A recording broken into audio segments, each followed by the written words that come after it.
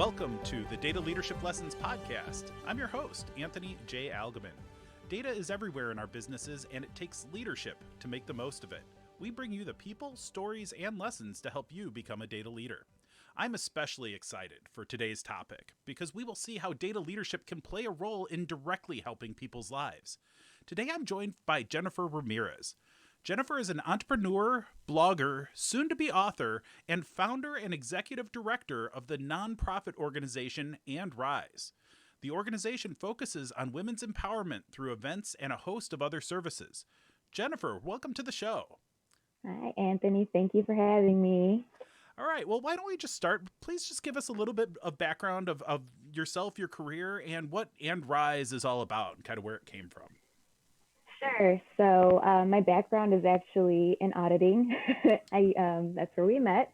I used to work for Chicago Transit Authority, almost 10 years there, and I just left CPS, so Chicago Public Schools, less than a month ago, and I just did audit there. I started out as an executive assistant and worked my way up the ladder and ended up in doing school audits. So we were visiting, schools doing their financial audits, and then I started doing women's empowerment events like in 2018, just started doing them through my living room with a couple of girls. And then it kind of really snowballed into something else. I saw that there was a need for these events, from a lot of feedback that I was receiving. So I was like, why don't I turn this into an actual, a legit business? And so I actually decided to do nonprofit instead of for profit, just because I don't know, I just feel like in my heart that that's the right decision to make. So I decided to start And Rise. We're still in the process of becoming a legit 501c3, in the process of going through the application. So it's been a very interesting journey so far. Yeah. Well, and there's several different things that we can kind of talk about during the show, and the challenges of small business in general is something that we can certainly talk about. But I'm more interested in the mission-driven organization that you've created, and knowing that this is a data leadership podcast where we try to be heavy on the leadership because we want people to actually listen versus being heavy on the data, which would just put everyone to sleep. But I do want to tie in because one of the things that I think is such a common story, and this is kind of true of any kind of business, but the key thing that got you to go and create this business is because you knew that the events that you were being called to do were successful. They were actually doing some things that we're filling a need in the marketplace that weren't otherwise going to be filled. And so how did you know? What was that moment like when you're like, I think we're on to something here? Yeah. What was that like? So that was actually in October of last year when I was with a previous partner that I had. We were putting together our very first like big event, and we had a really nice venue for it. So it was just more than I ever expected it to be. And while we were still in the planning phases before the actual event took off, we kind of talked to each other, and she was like, I think we're onto something here. And I agreed with her just because of all the feedback we were receiving, even from we had women entrepreneurs, a panel of 5 women entrepreneurs that came to speak, and we had women-owned vendors there as well, so that our guests can shop, the vendors, during like the networking part. And then, so we just really started to see that this was needed by women, and just all the feedback we received. And it was kind of like an aha moment, like, oh, okay, this is, there is a need for it, just mainly because of all the feedback we were getting. And it kind of shocked me because it was kind of like something I was just doing, like, just because it makes me feel good. And I like to, for other women to feel the same way and leave these events empowered and stuff. And it just really was like, wow, an eye opener.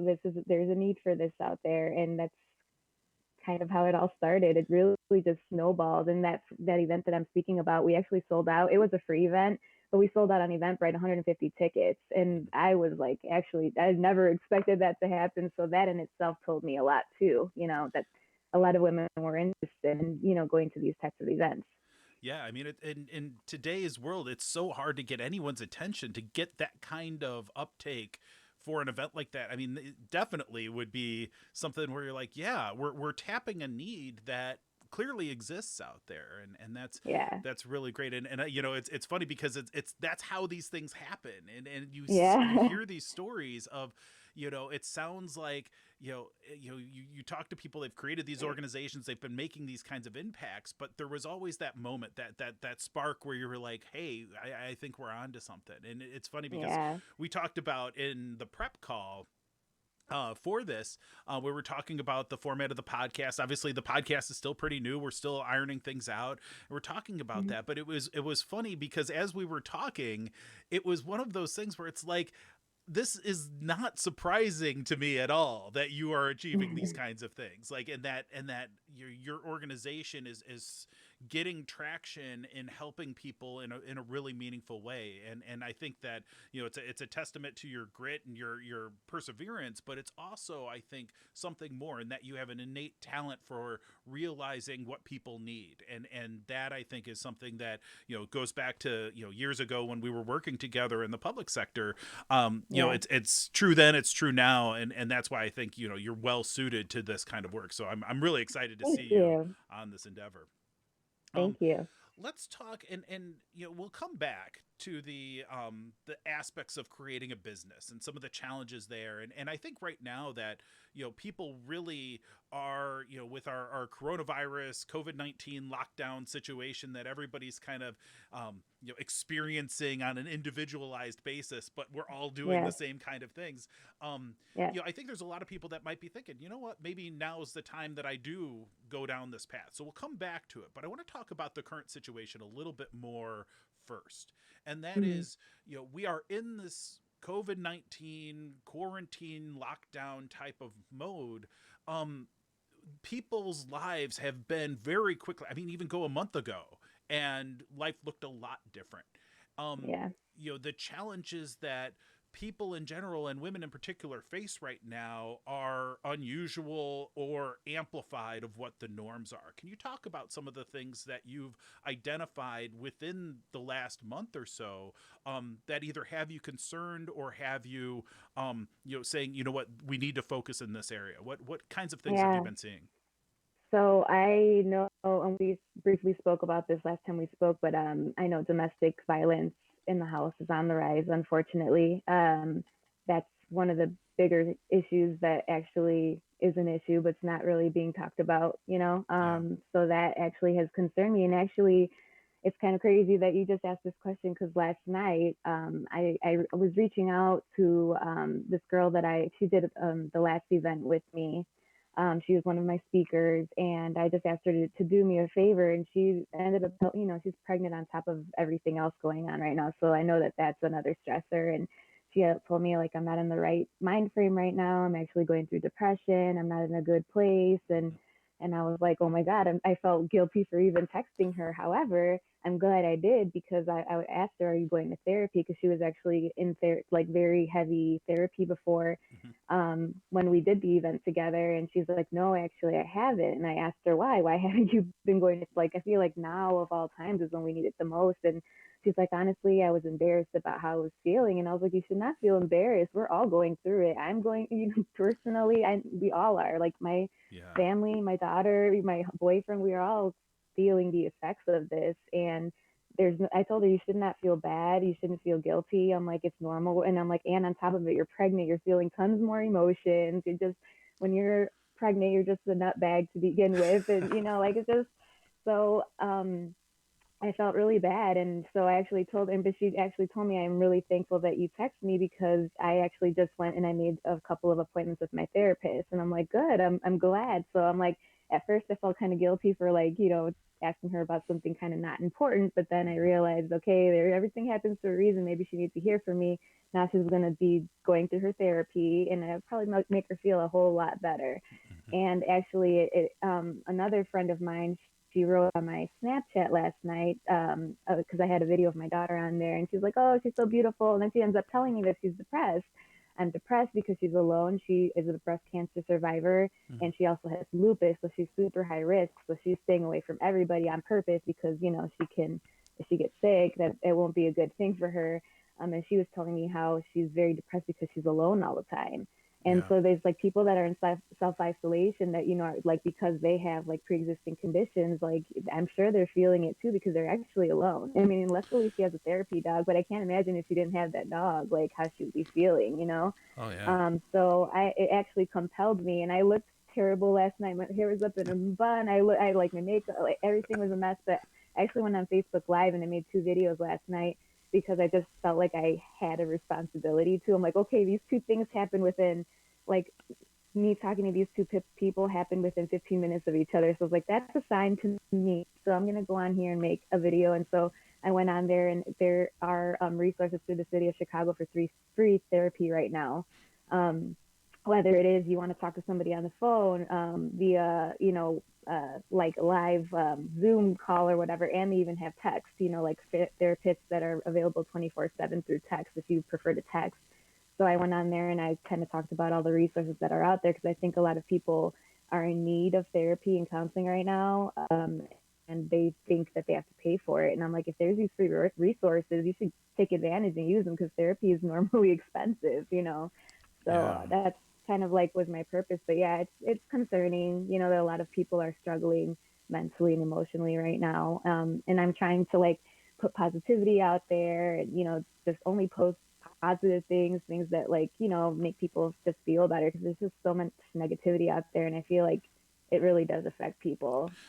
You know, Yeah. Well, and it's just, I mean, some of what you're talking about is just being a good person, being a good friend to people that yes, may not be reaching out, and both, kind of both of those stories were just because you were being proactive and trying to communicate and taking care of the people and just being in touch with folks, and that I think yes, is something that anybody listening to this can do. Make sure your family yes. and your friends, Check you know on everybody. Yeah, I mean, even people like you would think wouldn't want to hear, from you. Like, I'm happy to hear from anybody. I only talk to like so many people on a daily basis, and it's nice to hear like, oh, somebody was thinking of me. It makes people feel nice. So yeah, I would definitely say call your grandmothers that you don't talk to on a normal basis. Family members, whoever. People that that like, let's say like if something were to happen to them, would you be upset? Those are the people you want to keep in contact with. I would say, especially those people that have these pre-existing conditions and are by themselves. More than anything, I think that's really important right now too. Yeah, and I would imagine too that there's a danger in like our social media right now and like Facebook and that stuff, because even under the best of circumstances, people are always kind of just providing that best case view of what their life is like, and you don't see all the reality behind it. So Yeah. it's these glossy Mhm. images of whatever activity that they're doing. And that's continuing now. Like they're finding ways of doing that. It's all like, I don't Yes. know, ego marketing or something. It's Yeah. not real. And don't think that social media is a good substitute for real human interaction. I know a lot of folks are Absolutely. doing like virtual happy hours or just get-togethers, and I've got a couple different groups of friends that some I talk to more than others, but have been trying to do these things. And it's funny because over time, as you get older and you become, you know, families and careers and all of this, you tend to drift apart from your friends, and maybe you have social media and that stuff, but like you don't get to spend physical time with people a lot of the time anyway. And if Right. nothing else comes from this whole lockdown thing that's good, at least maybe we can learn, hey, a video chat is still way better than not talking at all. But not And talking at all. Yeah. yeah, I mean, it's we should be doing that with our friend that moved across the country or around the world, and find ways to keep that direct connection alive, because I think that that's a big help to everyone, whether or not you're on the verge of losing it through all of the insanity. I mean, because you overlay, it's not just the isolation, but it's the financial hardship and the Yeah. and the fear of like, am I losing my job? Have I already lost my job? That next Yes. mortgage payment is coming at a Yeah. big, it feels like an avalanche heading your way for May, especially. I can imagine like Yeah. April. I think there was a lot of people that struggled on April 1st. May 1st is going to be a bad Yeah, I day. agree. I think a lot of people maybe already had their money for April bills and all that stuff, so I think we were okay. But I feel going forward, especially all these people that are losing their jobs and all the uncertainty, I can, yeah, I can definitely, and I like. luckily I'm fine in that area, like financially, but I can't imagine, like if I were to lose a job, that if I had one right now, like it would be horrible. And it's very stressful when, life is normal one day and then the next day you're like, whoa, like I lost my job and now I can't pay my bills. Like, it's very stressful. Like I struggled financially for years, and I've always had a job, but it's a stress that it's kind of unexplainable. You just feel like alone and lost and like helpless, and it's just a really bad feeling. So I understand. Yeah, I mean, even under good times, I would read those articles that say, "Oh, you should have 6 months worth of cash to have anything," and that was laughable Yeah. then. Like that nobody has that. Like real Yeah. people don't have 6 months worth of cash just sitting around. Like, and so we realize now that yeah, that was a good idea, but that wasn't even possible when that was a good idea. Now we realize the consequences of that, but the fact is that we've been we haven't had that kind of buffer. And this is true of personal finance, this is true of businesses, this is true of organizational Right. services, government, you name it. We've all been, the margins are very thin even under good times, and now we're Yeah. really struggling because we didn't have any kind of buffer for that. And so Yeah. I think right now, I mean, the lesson that I'm trying to take away from all of this is just trying to, whatever I have, whatever I can do, however I can help, I want to be there. Like to me, that's just the natural thing to do in circumstances like this. Right. And at best, just don't get in the way. Like, I would love to go to a hospital and start helping treat people, and all I would do is cause a lot of problems. So I realize that's not my role, but I would Right. really Yeah. like, how can I help? What can I do? How might I contribute? So And one that's of something that I've been like kind of struggling with too. Like I obviously this is what I do. Like I want to help people, but it's it's just really hard because I'm not sure. I guess if people want that help, or so, I think people are afraid to ask for help. First, so that's the first thing, yeah, and the second thing, I think they're embarrassed if like they don't want to feel like they need help. You know what I mean? I think yeah. it's definitely a mental thing for a lot of people.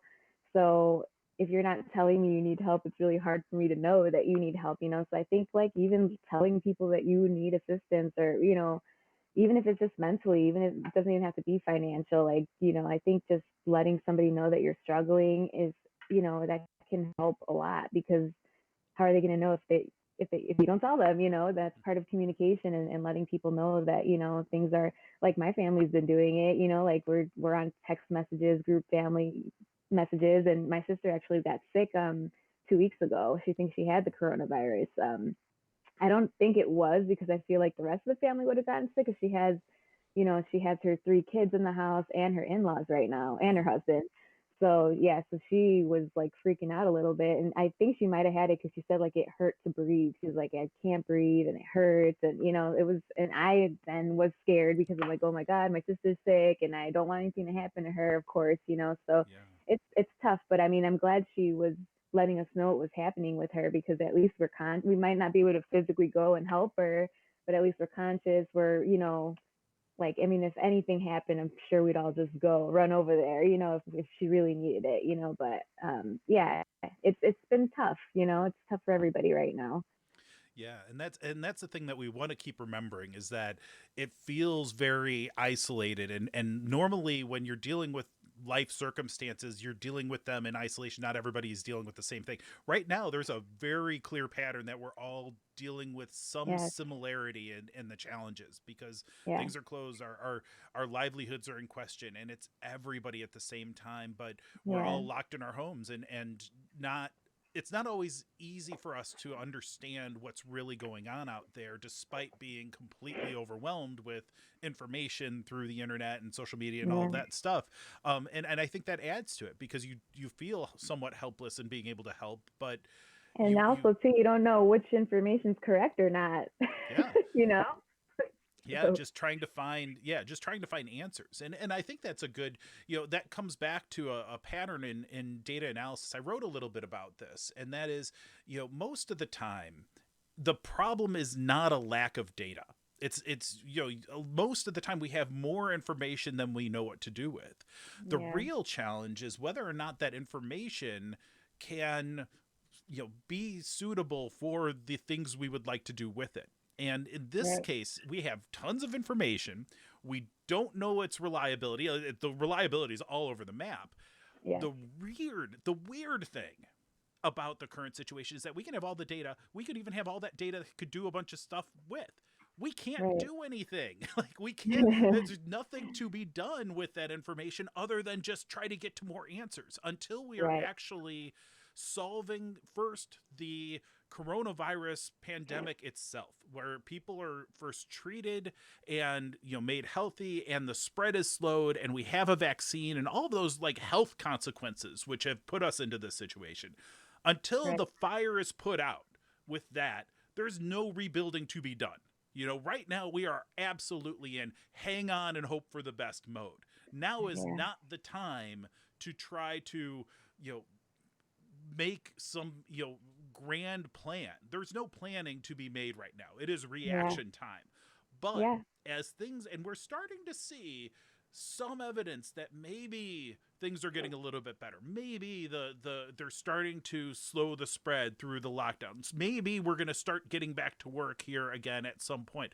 As that starts to happen more and more and hope comes back, we need to think, okay, all this information, we start to get some answers. What do we want to do with it? And how do we start to come out of this thing and hopefully make ourselves stronger, having learned something for next time? And that's really what data analysis is all about, is to say, how do we take this information available to us and then act on it in a way that helps the outcomes get that much better? And so I think, like, I'm curious, like, you're in very early days in your business, Yes. and the world has changed very rapidly. And I'm curious, so thinking about the services that you were planning on offering, or the things that you had started to do, have you Hmm. identified things like, now may be a time to pivot? What do we need to pivot into? Have you found anything new that you're going to do when things start to settle down and we can get back to work in reality? What are you going to do that may be different than what you had planned on a month or two ago? That's a great question. I definitely, well, honestly, with all this happening, to be honest with you, I was already preaching that I think human interaction is super important Mm-hmm. before the coronavirus and any of this stuff happened. I think that humans need each other, and I think we're now really feeling that and seeing that. So Mm-hmm. I am a firm believer in that. And even before the coronavirus happened, we're super technology heavy. Instead of going to our friend's house, we're texting them, which is it's a completely different, it's not as personal, So Yeah. I definitely, once life goes back to normal, would love to do more events. And I think also I've been having more of like personal challenges of actually putting myself out there. Like I told you last night, I did the Facebook Live. I've always been scared to do Facebook Live because I'm like, oh, what if I, make a mistake on live, whatever, TV or whatever you want to call it. Mm-hmm. And I was just last night, I'm like, who cares? Like, Yeah. I was just like, my message needs to go out there. I feel compelled. I have to say this. Mm-hmm. Somebody out there needs to hear this. I'm sure a lot of people need to hear this. So even if no one watches, at least it's out there. Now it's on my page, and now all those resources are there. So if people do end up going to look back at the recording, they can hear, and okay, now they have a ton of resources for therapy if they need it. Just Yeah. because I'm such a firm believer in therapy and counseling, that's how I've overcome a lot of personal adversities. And I'm still not fully healed, and I don't think I ever will be. I think it definitely helps to get your mind right for sure. Mm-hmm. Yeah, I definitely just, when things go back to normal, I definitely do want to do a lot more personal and maybe even more smaller type of events more than bigger. Because to me, I was thinking these events should be big, but maybe intimacy is what we will need more of. And by the time this is all over, I feel like we're going to be just craving that human interaction so bad. Because I know I do. I miss my family. I mean, I'm here with my boyfriend and my daughter and our kids, but my sisters, my mom, my grandma, I haven't seen them in a while. Can't even Yeah. remember. And I miss them. And, so I know, like, I'm also graduating this year finally. I'm probably not going to have a graduation. So, like, we're missing out on birthday party. We're missing Yeah. birthdays, and we just miss Easter. We normally always get together for Easter. So, and it kind of hurt, because we always do these, big Easter egg hunts with all the kids, and it's always something to look forward to. So, it kind of sucks, but at the moment, but we have to also remain positive because being negative is not going to help anything right now. And that's why I am doing what I'm doing too, because I want to put that positivity out there. Because all I see on, not so much anymore as when the coronavirus first started, there was tons of negative things on there, but I feel like people are more like kind of just getting used to it now. But I do think that positivity is a huge thing that needs to be spread out there more than ever, and as time goes on, if we're on this lockdown past May, we're going to need even more than ever because we're going to like lose our minds. So Yeah, the one thing at least, if it goes into May and beyond, at least the weather. We're both in the Chicago area, and at least the weather will start to improve because today it's like hopefully, 25 degrees outside. I am yeah, just this is not snowing. how it should be in April, but yeah, I couldn't Yep. agree more about like that's the thing you miss. I don't miss the stuff. I don't miss the like even the restaurants and stuff as much as I like to do that. Yes. That's not what I miss most. What we miss most is being able to see family and seeing friends in person and laughing Yeah. together, And doing not being scared of the people that are walking towards you on in the sidewalk, when you're yeah. taking a walk and you're like, oh, I gotta cross the street, just things like that. Like it, I understand why people do it, but I'm like it's, and I don't take it personal because I know, but I'm like kind of like it's like man, this kind of sucks. Like you can't even walk on the same side of the sidewalk as people taking walks. Like it's, I get it, we're all taking precautions, but it's still like ah, you want that to even just say hello to people when you're passing by them.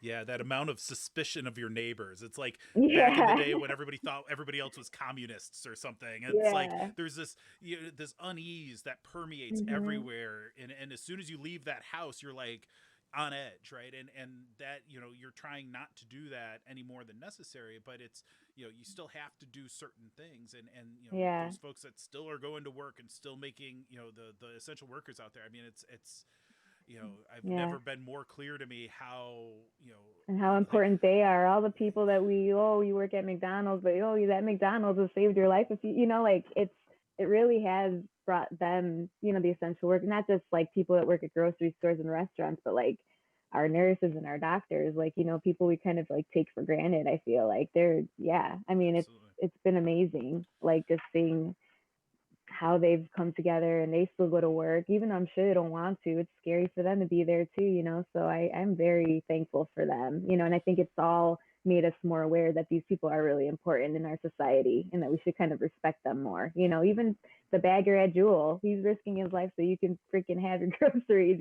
So that's something to definitely be thankful for. Yeah, it has definitely reshuffled the deck of what we think is most important. It's And important. I agree. but I think too though, like everybody out there is important in their way. Like we all provide a thread in the fabric of society, and the work you're doing I think is very important as well. I feel like a person like me who's talking about data and building data systems, we have our spots, I guess, but it's not ever as critical as a ER nurse or something like that. I mean, it's just never going to be as critical in the Right. immediate term for sure. But hopefully it's data folks that'll help us navigate the solution. The long-term solution to this will rely Yeah. on data in a big way. But well, Yes. you talked about some of the things that are more important to you now than maybe they were a month or two ago, and it's similar. Like this podcast itself, I was not planning on starting this podcast until at least mid-year. I had some other projects that I wanted to get done or what have you, and I didn't get any slower in the other things that I needed to do when this coronavirus hit. A lot of my work was done remotely and content creation and that stuff anyway.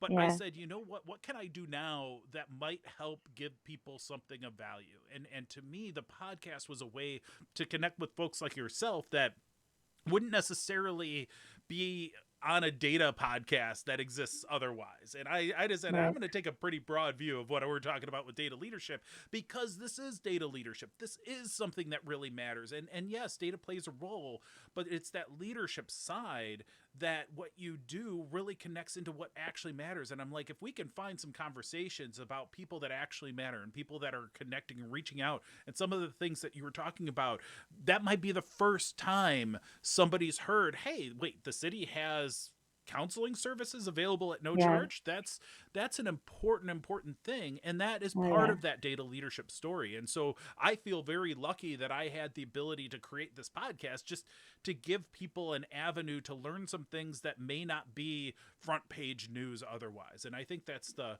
big message of that. And so, like, it's probably pretty inconsequential in the grand scheme of things, me starting a podcast, but it is one thing I could do. And I hope that everybody Yeah. listening, if they're thinking, hey, maybe it's time I do something, whether it's Yeah, create a absolutely. podcast or a new business or a new Yeah. hobby, even do Yeah, something. I think right now, if you've ever had the desire to do something, whether it be write a book or start, start a business like you said, I think now is the perfect time to do it because we have nothing but time right now. Like we really Yeah, do. Like yeah. and it's given me opportunities like I said too. I'm actually in the process of like writing. I'm, a co-author in a book of many authors or whatever, but Oh, that's something that I've always wanted to write. That's been like a dream of mine. So I mean, and it's not a whole book, but it's a start. And I'm like, I'm taking the opportunity because right now I have time to do it. Otherwise, yeah. if I was probably still working my my regular 9 to 5, I probably wouldn't have had time to, do any of this extra stuff. So I would definitely, my advice to people is right now is the time to do it because we have all this extra time. And, instead of watching the 4 hours of Netflix you watch every day, put that 4 hours towards, writing a plan for, writing your goals down, things like that. I'm a huge believer in writing everything down, especially your goals. I feel like you need to visually see it. And once you write it down, it's like a plan now, right? And Hmm. yeah, I'm all about vision boards and all that stuff. And that's part of, we do vision board events through And Rise. Our last one was in January, and I'm just a firm believer. I've gone through probably like since I started doing vision boards. I think I've started them like 10 years ago. I think I've gone through like four, Mm. like because I've accomplished all my goals, and they really are like so important. It's like an unconscious thing that you just have there staring at you. That's kind of holding you accountable. Like, okay, I said I'm going to do ABCD, and you're staring at it every day. So it kind of just, unconsciously is like a thing you have to do, Yeah. or accomplish these goals. Tell me a little bit more about those vision boards because I've heard of them before, but I confess I have not created one myself. What is that Oh, you process like, and should. what do they do? Yeah. Yeah, so a vision board is just anything you've ever wanted or things you want to accomplish. For example, a lot of people put like, things like put like a wedding ring on their vision board or like like a house because they want to have a nice, big, pretty house, or they want a Mercedes, like just things that we dream about Mm. or goals that you want to attain. Like mine, I have, okay, we're going to get down to a size small, we're going to lose weight, right? Or I have on my vision board, obtain my bachelor's degree, write a book. I have, invest in another property. I have a lot of things written down that I have been able to attain. Oh, not in a year, but it might take like a couple years to attain them, but you attain those goals. And you put the vision board right where you're always, somewhere where you frequent a lot in your house. So Mm. like a lot of people put them in their bathrooms next to like their toothbrush or something because they're going to grab their toothbrush every day, right? Or I know I personally have mine in my room, like by my makeup, because I go by my makeup all the time, and it's just something that is there, and you don't even like notice it because it's just on the wall. It's like a painting or whatever, but it's there. It's Yeah. unconsciously in your mind, and I really am a firm believer in them. I think they work. I mean, like I said, I've gone through a few of my, my own, and I'm always plan on doing them.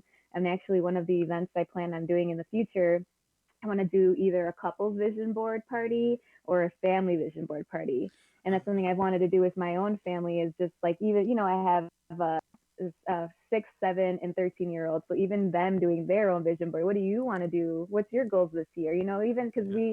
we only think goals are for adults, right? And it's not. It can be for our kids, and we're instilling that in them that they're, now they know, okay, they know what a goal is now, and then they have their vision board, and it can be an unconscious thing for them too, to attain. So I just think it's important. And even like a couple's vision board, what do you want as a couple? Mm. What are your goals together as as one? So I think that those I was actually looking forward to doing those. Like I was gonna do them like mid-year, probably not not anymore, but maybe we'll do them towards the end of the year. But yeah, I'm excited for that. Yeah, well, I think now is as good a time as any to do something like that. And these are, Yes. setting goals, having plans and things like that. That's not like that doesn't just happen. Like that's not a magic thing. Like that's a learned skill. And that's Yes. something that, like, I haven't used a vision board per se, but I've done a whole lot of goal writing and Mhm. documentation. Like, you can find the form that works for you. But I like the notion of these vision boards because, first off, like the probably the first one you do is very personal. It's for you as an Yes. individual, and you can then Mhm. do it in other contexts, whether it's a business or a family or anything that you might want Yeah. to have goals around. But I like that it's something that it becomes as true as goal setting can be, because if you end up seeing, hey, my goals as an individual are not well aligned with my goals in the work that I do, then Mhm. there's an obvious difference. There's an obvious gap that needs to be somehow resolved, because if your Yeah. personal goals cannot be achieved by what you're doing with your time, then you're probably, something needs to be adjusted, whether it's your expectations or your planning or what you're spending your time with. And I think, going back Yeah. to, the coronavirus thing, is the worst thing you can do. Like, we don't know what anybody listening out there should be doing. We can't tell them that. we, Mhm. we don't know what your Right. calling is all about. I feel very, very lucky that I found what my life's work is about, and like what my calling is. But that's Yeah. a very unique and individual decision. What I can say is that if you waste this strange period of time, if you waste this time for however long it lasts, it will be a real regrettable act. Like, you will Yes. really wish you hadn't. And I so, agree. put the Tiger King or whatever that show on Netflix, put that away. Yeah. Like, let's not watch any more of that nonsense, and let's spend some Yeah, I time notice figuring a out what's lot of important. people spend so much time watching TV, and I'm like, you guys, do you realize like there's so much more to the world than Netflix? It's great for Netflix. You're making them rich. Do you realize that? Like, make yourself rich, like do things that are gonna like elevate you to the next level. And even it doesn't even have anything to do with money. Even if you just go, if you're not a person that exercises, go start learning how to do yoga or, like something physical that makes you feel good about yourself. I mean, I used to always be super into the gym. I haven't been doing it in the last few months. I fell off of my workout game, but it's been one of my goals since this has started to get back into it. And I'm starting just to take walks outside, and that's kind of starting me out. But I'm like, one of these days I am going to utilize the gym. My boyfriend built me in the basement when all this started, and I have not touched it, but I will. And, because working out, I do know that it's important to me. It's always been an outlet to, just get, a stress reliever for me. And Yeah. I haven't been doing it lately just because I've been working and, I'm still in school. So I've been doing a lot of schoolwork. I'm in my last like 2, 3 weeks of school. So I'm doing this capstone and it's a lot of stuff going on. But yeah, I mean, I really do. I think that it's really important to just focus on things other than social media and TV, especially right. There's just so many other things you could be doing, that are going to help you in the future when all this is over. Yeah, and I am a big fan of take a little time to enjoy yourself. Take a little time Yeah. to watch a Netflix show, by all means, but Yeah, of course. spend the bulk of your time trying to find a way forward, that when we have the luxury of getting together with each other again, when we have the luxury of going to work again in a normal way, let's make the Hmm. most of that, doing what we can do today.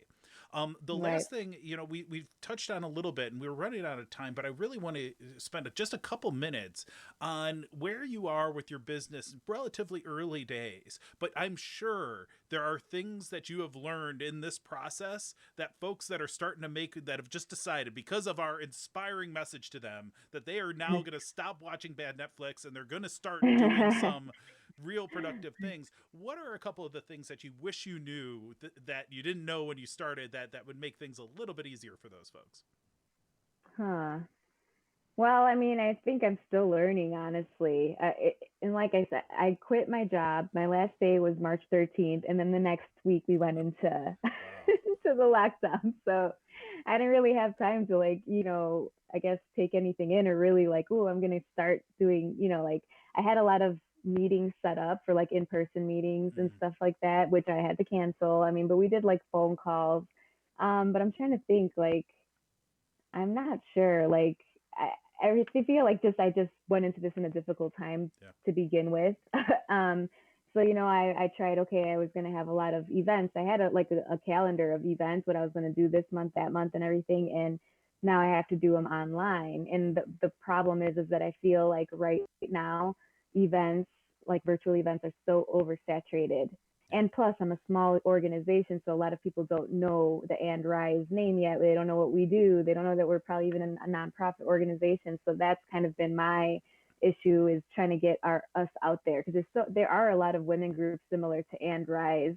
And they have a much bigger fan base or much bigger membership base, and so I'm Mhm. competing with a lot of other people as well. And then when they're all doing the same virtual events online, I'm like, that's Yeah. that's been a challenge for sure. And I noticed that I'm not sure if people want virtual events or not, or if there's just so many of them that just like, I don't want another one, so that's kind of, I just noticed that the attendance has been low. I haven't gotten a lot of like people telling me, yeah, I want to go to that, and I'm not sure if it's the timing of the day, or are people actually like working their 9 to 5 during the day, and then when they're 6 o'clock comes, are they too tired to get on the computer again? Or is it just that there's too much of these events going on right now? That it's been tough, and I'm trying to figure it out. Yeah, well, and I mean, some of it is simply, access to the computing, machine, like with e-learning happening with their kids, people running around. And I think that the juggling that has to happen between trying to maintain your day job, dealing with your children, dealing with Yeah. all of the logistical challenges of this whole remote situation is definitely difficult. And man, that timing of leaving the job and immediately starting, it's tough. Yes. And my advice, so having, I'm a, in my organization, we're about a year plus ahead in terms of where we are as an organization in Algman Data Leadership. I would say it's okay to take some time in the lab, and in that meaning, build out your content, build out that website, build out Yes. the it's you the amount of nonsense with the legal and the organizational structures, and you've got the added challenge of the 501(c) stuff. You've got Yes. all of that stuff has to be gone through. And right now, with the way that government organizations, and like sometimes you have to go to a courthouse to get a piece of paper or something like that, some of these things are not easily accessible Yes. right now And that's because definitely been a challenge for me, as we're still doing the application for the 501(c)(3. So I mm, can't, my board members need to sign the articles of incorporation, and the conflict of interest, and nobody can sign it, and some of these signatures need to be like a live signature. yeah. So I'm actually waiting for the signature to get sent around. First, I have 3 board members, so it's still in snail mail, and that's just been another thing. Yeah, just trying, like things like that, like normally where I can go get everybody's signature one day and turn it in and it's done. Now I'm waiting. I have to take 3 extra weeks for it to get around to everybody, for it to come back to me, and for me to mail it out with a check. So just things like, it's just, and I am, because like I said, I'm not sure what to do with the events right now. So I am actually using this time on like building my business plan, really getting a good idea of who my audience is, or who I want my audience to be. Even I'm trying to just figure all the back things that people normally don't see a business do. That's what I'm using this time to do, because I'm like, maybe this is the time that I needed to kind of get all that in order. And then when the world goes back to normal, I'll be ready to go. And I'll have people ask me questions, I'll know what the answer is right away. Because right now, if you ask me certain things, I'm still like, I don't know. Like, I'm still figuring it out. I've Yeah. never owned my own business before. So this is all brand new to me. So I'm kind of just learning as I go too. Yeah, So you've been doing this kind of work for a long time. You've been helping people for a long time, but this new organization is yes, is evolving at a time when a lot of things are evolving. So I think it's yes, definitely it's an interesting time to start a business, one you will certainly it never is. forget. It's And very true. And honestly, when it happened, when the whole like stay-at-home order went into place, I started to question, like, did I make the wrong decision in quitting my job right now? Like, I could have been working from home, like, but I'm like, no, I cannot imagine doing that work. I was very unhappy at my job. I cannot imagine being at home now, yeah, already, like having to be cooped up in the house doing this work that I wasn't enjoying. I would be miserable. So I'm actually really, it totally happened at the right time. Everything happened. I'm a firm believer. Everything happens for a reason, and I quit exactly when I was supposed to, because this all just came together. yeah. Well, I for one, I cannot wait to see what and Rise is able to achieve. I know you're going to find a way to make that organization grow and be incredible and help a lot of people. We're pretty much at time. Do you have any other pieces of advice that you want to leave folks with before we call it a show? Um, I would just say, yeah, like, I mean, it's, of course, speaking to the current times, just be kind to other people. More than anything, I think that's so important right now. Be kind. And, like we said earlier, if there's that person that you think about, or that family member you love that, or that friend that you really love and you miss and that you always love talking to them. If people come in your mind, I am a firm believer too that when you think of people, I think it's because they're thinking of you. It could be wrong. I could be very wrong, but that's just something that I think. So I think the reason we think of people is because maybe they like unconsciously want to talk to us, or vice versa. You unconsciously want to talk to them. So if you get that feeling of talking to somebody, call them, check up on them, even text them if that's what you prefer, and like I said, be kind to people because you don't know what people are going through right now. Everybody's going through a really tough time. Like, some people are actually physically going through it too, so that's what I would say. And yeah, I mean, just and like I said, don't spend all your extra time on Netflix, and enjoy it, and don't, and try to think positively. We're not stuck in the house with our families right now. We're safe at home with our babies, and Yeah. they're safe. Just think of that. A lot of people are like, oh, these kids are driving me nuts. And trust me, like my boyfriend's kids were here for 2 weeks and they're driving all of us nuts. But when they left, I'm like, oh, it's so quiet now. What are we gonna do without them? Like they keep the house alive. Kids keep the house alive because I can't imagine it's so quiet now without them. And I'm like, oh, it's like boring now, But it's just like, they might annoy you, but they're still your babies. And think of it that way, that you're safe at home with your families. You're not stuck at home. I Yeah. mean, there's a lot of people that are homeless that don't even have anywhere to go. There's homeless people dying in the street because they're getting sick and they don't even have anywhere to go. So think Yeah. about it that way. It's just very important to think positive right now and be kind to everybody because a lot of people are going through different things. Yeah, that I think that is fantastic advice. And Jennifer, it's been awesome having you on the show, and Yes, I hope thank we'll you for have you having back me. again once things start to settle Absolutely. down, and you can have events, and we'll talk about some of those. And I can't wait to see what the future holds for you and for the Andrise organization. So, Thank if you. you are interested in subscribing to the Andrise newsletter or website, go to womenrisechicago.org. You'll find a lot more information there, and we'll include a little more information and some links in the show notes. So thanks to all of you for watching or listening today. Please remember to follow, subscribe, like, rate, and leave a review of our show on YouTube or wherever you get your podcasts.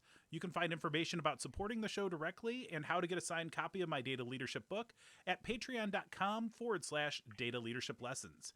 Visit Algman.com to learn more about Algman Data Leadership and the many ways we can help you become a data leader. Stay safe during these unusual times and go make an impact. Yay.